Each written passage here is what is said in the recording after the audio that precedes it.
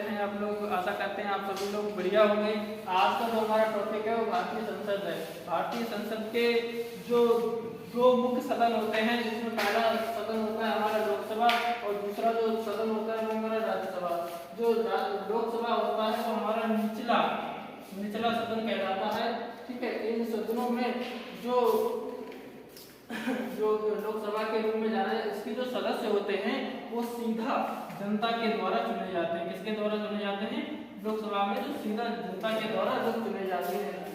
और जो वर्तमान में जो लोकसभा अध्यक्ष हैं वो ओम बिरला हैं। जो राज्यसभा अब आता है हमारा सेकंड पॉइंट, राज्यसभा भारतीय संसद की ऊपरी प्रतिनिधि यानी उच्च स्तर का जो सदन होता है, इसमें प्रतिनिधि सभा, लोकसभा प्रतिनिधि सभा, राज्यसभा का सभापति जो होता है वो उपराष्ट्रपति होता है। और जो सभापति का नाम,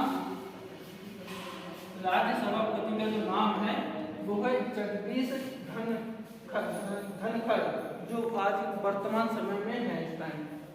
अब हम लोग आ जाते हैं लोकसभा के सदस्यों के बारे में जानकारी लेने के लिए, जिसमें हमारा पहला आ जाता है लोकसभा, दूसरा है हमारा राज्यसभा।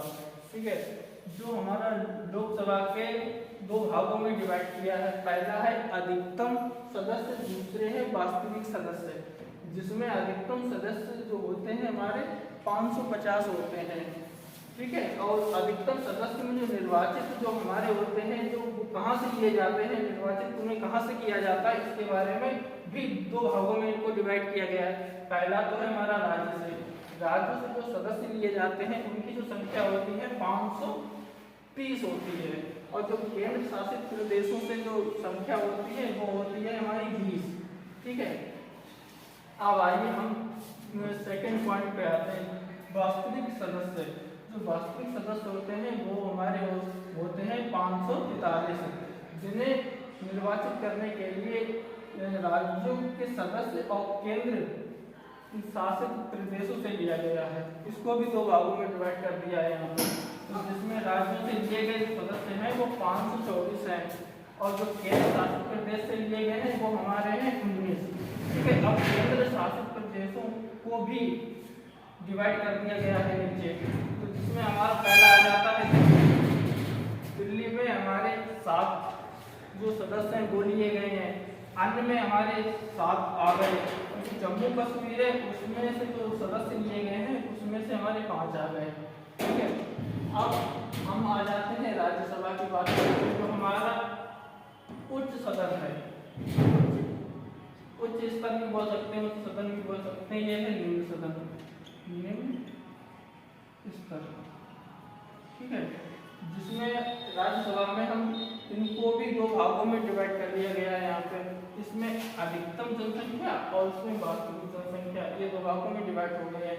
जिसकी अधिकतम जो जनसंख्या है हमारी, या संख्या है या सदस्य हैं हमारे, वो है 250। ठीक है, अब इसको भी दो भागों में डिवाइड कर दिया गया है। जो अधिकतम जो सदस्य हैं हमारे, इनको भी दो भागों में डिवाइड कर दिया गया है, जिसमें हम मनोनीत यानी अपने तरफ से हम उनको मनोनीत कर सकते हैं।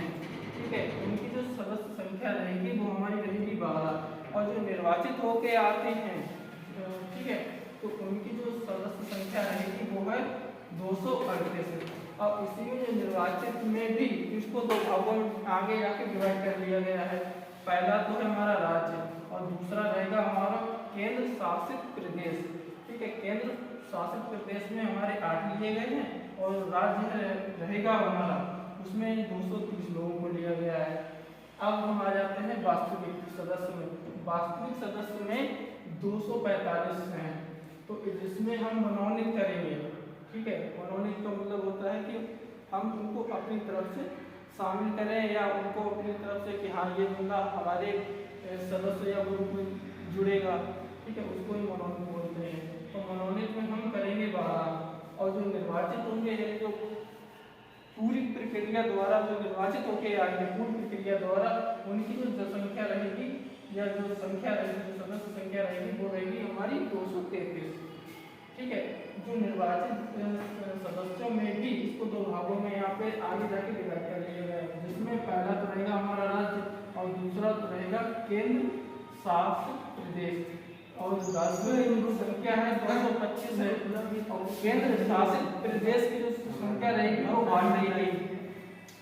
और जो केंद्र शासित प्रदेश है उनको भी हमने नीचे आके डिवाइड कर लिया 3 भागों में, जिसमें हमारा दिल्ली रहेगा, पुडुचेरी भी रहेगा और जम्मू कश्मीर भी रहेगा। तो जो इनमें जो सदस्यों की संख्या रहेगी वो दिल्ली की रहेगी 2 और पुडुचेरी की रहेगी 1 और जम्मू कश्मीर की रहेगी 4।